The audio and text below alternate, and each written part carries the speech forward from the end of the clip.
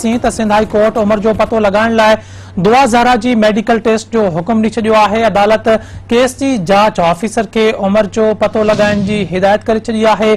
अदालत दुआ ज़हरा खे शेल्टर होम मुंतकिल करण जो हुकुम ॾेई छॾियो आहे। अव्हां खे अपडेट कयूं पिया। सिंध हाई कोर्ट उमर जो पतो लगाइण लाइ दुआ ज़हरा जी मेडिकल टेस्ट जो हुकुम ॾेई छॾियो आहे। अदालत केस जी जांच ऑफिसर खे उमर जो पतो लगाइण जी हिदायत करे छॾी। अदालत दुआ ज़हरा खे शेल्टर होम मुंतकिल करण जो हुकुम ॾेई छॾियो आहे। अव्हां खे अपडेट कंदा हलूं त सिंध हाई कोर्ट उमर जो पतो लगाइण लाइ दुआ ज़हरा जी मेडिकल टेस्ट जो हुकुम ॾेई छॾियो आहे। अदालत केस जे जांच ऑफिसर खे उमर जो पतो लगाइण जी हिदायत करे छॾी आहे। अदालत दुआ ज़हरा खे शेल्टर होम मुंतकिल करण जो हुकुम ॾेई छॾियो आहे। अव्हां खे अपडेट कयूं पिया अहम ख़बर जे हवाले सां त सिंध हाई कोर्ट उमर जो पतो लगाइण लाइ दुआ ज़हरा जी मेडिकल टेस्ट जो हुकुम ॾेई छॾियो आहे।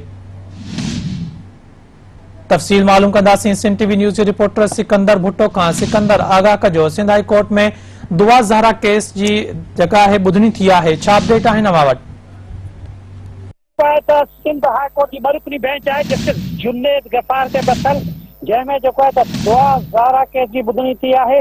अदालत दुआ ज़हरा का पुछाणो कयो त अवां के कंहिं अगवा कयो है, जैसे दुआ ज़हरा चयो त मूंखे कंहिं बि अगवा न कयो है।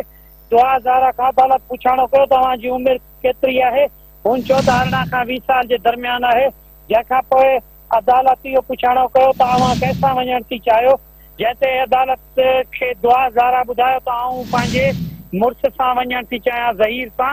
अदालत में जेको आहे त दुआ ज़हरा जे वालिद जे वकील पारां इहो चयो वियो त दुआ ज़हरा जी उमिरि जेकी आहे त उहा 18 खां 20 साल न आहे, पर दुआ ज़हरा जी उमिरि 13 साल कुछ महीना है, जंहिंते जेको आहे त तक़रीबन 14 साल। जंहिंते अदालत दुआ ज़हरा जे वकील खां पुछाणो कयो त अवां वटि उनजा कहिड़ा सबूत आहिनि। जंहिंते जेको आहे त दुआ ज़हरा जे वकील ऐं संदन वालिद चयो त असां वटि पासपोर्ट भी मौजूद है ऐं दुआ ज़हरा जा जेके सर्टिफिकेट आहिनि तालीमी उहे भी मौजूद आहिनि, जंहिंमें हू 13 खां 14 साल जी उमिरि जी आहे।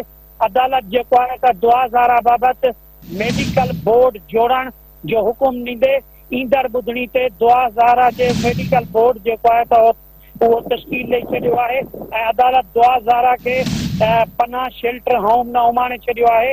अदालत इहो चयो आहे त दुआ ज़हरा जे मेडिकल जो तयन कयो वञे ऐं पोइ इन जी ख़बर पवंदी त दुआ ज़हरा जेकी आहे त हू 14 साल जी आहे या 18 साल जी आहे, उन बाबति तयन कयो वेंदो। अदालत में एडवोकेट जनरल सिंध चयो त ही केस हिते सूबे में जेको आहे त ॾोहो न थियो आहे। अदालत एडवोकेट जनरल सिंध जेको सिंध हुकूमत जो वकील आहे उनखां पुछाणो कयो त अवां हिते छो आया आहियो ऐं अवां जॾहिं तारीख़ रखियल हुई त पोइ अवां अॼु छो पेश थिया आहियो। जंहिंते एडवोकेट जनरल सिंध इहो चयो त सिंध हाई कोर्ट जो गुज़रियल हुकुमनामो जारी थियल हुयो, जंहिंमें हुन चयो त दुआ ज़हरा जेकॾहिं बाज़ियाब थिए या को ॿियो मसइलो हुजे त अवां अदालत में पेश थी सघो था, जंहिंते असां जेको आहे त पेश थियूं था ऐं दुआ ज़हरा जो जेको आहे बयानु कराइणो आहे। ऐं दुआ ज़हरा जो अदालत चयो त 10 तारीख़ ते ॿुधणी रखियल आहे त अवां अॻु में छो आया आहियो। जंहिंते अदालत खे एडवोकेट जनरल सिंध ॿुधायो त दुआ ज़हरा जो 10 तारीख़ लाहौर हाई कोर्ट में भी केस रखियल आहे, तंहिं करे असां दुआ ज़हरा खे जेको बाज़ियाब करायो आहे पंजाब मां, उन बाबति दुआ ज़हरा खे लाहौर हाई कोर्ट में जॾहिं पेश करणो पवंदो त उनखां पहिरें असां उनजो बयानु कराइणु चाहियूं था। अॼु सिटी कोर्ट में वकीलनि जी हड़ताल हुई, तंहिं करे सिटी कोर्ट में जेको ट्रायल कोर्ट हुई उनमें पेश न करे सघिया आहियूं ऐं दुआ ज़हरा खे असां अॼु हाई कोर्ट में पेश कराए रहिया आहियूं। अदालत चयो त दुआ ज़हरा खे अवां लाहौर हाई कोर्ट में पेश कयो, पर पहिरें उनजो मेडिकल बोर्ड तश्कील ॾिनो वञे। अदालत जेको आहे त दुआ ज़हरा जे वकील खां पुछाणो कयो त अवां हिते केस छो दाख़िल करायो आहे, जंहिंते दुआ ज़हरा जे वकील अल्ताफ़ खोसे अदालत खे ॿुधायो त असां दुआ ज़हरा जी बाज़ियाबी ऐं दुआ ज़हरा खे सिंध हाई कोर्ट में पेश करण जो जेको आहे त असां केस दाख़िल करायो हुयो। अदालत जेको आहे त इहो बि अदालत खे दुआ ज़हरा जे वालिद जे वकील चयो त उन्हनि सां वालिदैन सां मुलाक़ात कराई वञे। अदालत दुआ ज़हरा खां पुछाणो कयो त अवां वालिदैन सां मिलणु चाहियो थी, जंहिंते दुआ ज़हरा चयो त आऊं पंहिंजे वालिदैन सां नथी मिलणु चाहियां। अदालत चयो त ही केस जेको आहे ठहंदो न आहे। दुआ ज़हरा चए पई त हुन शादी जेको आहे पंजाब में कई आहे ऐं पंजाब में चाइल्ड एक्ट जेको आहे उहो नाफ़िज़ न आहे। उते 16 साल जी उमिरि में शादी थी सघे थी ऐं हिन जेको आहे त पंजाब में शादी कई आहे ऐं जो लाहौर हाई कोर्ट में केस बि दाख़िल आहे जेको दुआ ज़ारा जे मुबैना मुड़ुस पारां दाख़िल करायो वियो आहे ज़हीर पारां ऐं उते ई इहो तइयुन थींदो त चाइल्ड एक्ट उते लॻे थो या न।